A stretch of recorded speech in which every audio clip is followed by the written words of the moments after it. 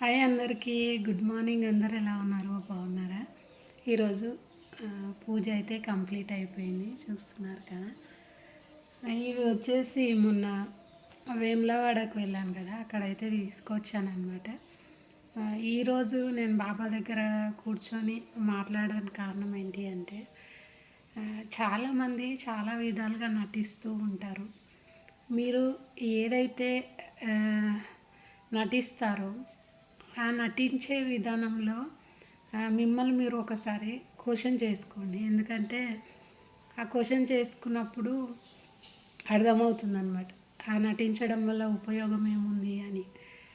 నేను ఎందుకు ఈ మాట చెప్తున్నాను అంటే, నాకు మా ఆయన ఇలా అయినప్పటి నుంచి చాలా సిచ్యువేషన్స్ క్రియేట్ అయ్యాయి.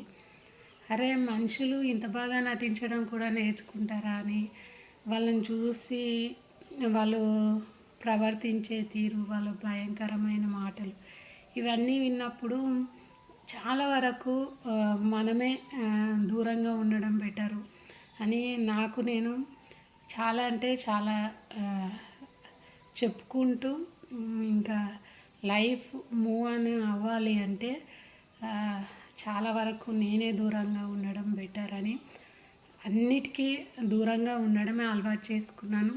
ఇంకా దూరంగా ఉండాలనే మైండ్లో చాలా ఫిక్స్ అయ్యాను అనమాట.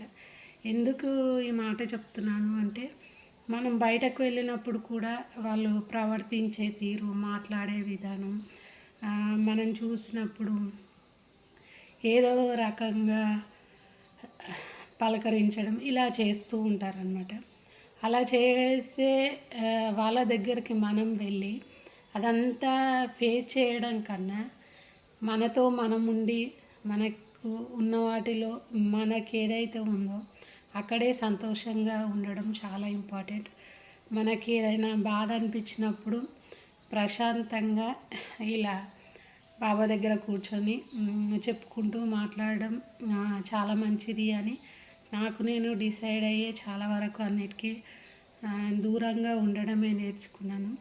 ఇంకా నేను మూవ్ ఆన్ అవ్వాలి అంటే చాలా స్ట్రాంగ్గా ఉండడం కూడా చాలా ఇంపార్టెంట్. ఏది జరిగినా కూడా అది మంచి అయినా చెడైనా తీసుకోవడానికే రెడీ అయ్యాను.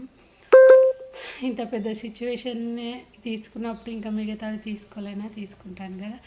అయితే ఈ ప్రశాంతత విషయంలో బాబా దగ్గర కూర్చున్నప్పుడు ఆయన నాకు చెప్పేది ఒకటే, నువ్వు ఇది కాదు, నువ్వు వేరే అని ఒకటి చూపిస్తూ ఉంటారనమాట. దాని వైపు వెళ్ళాలి అనేది ఆయన ఆలోచన.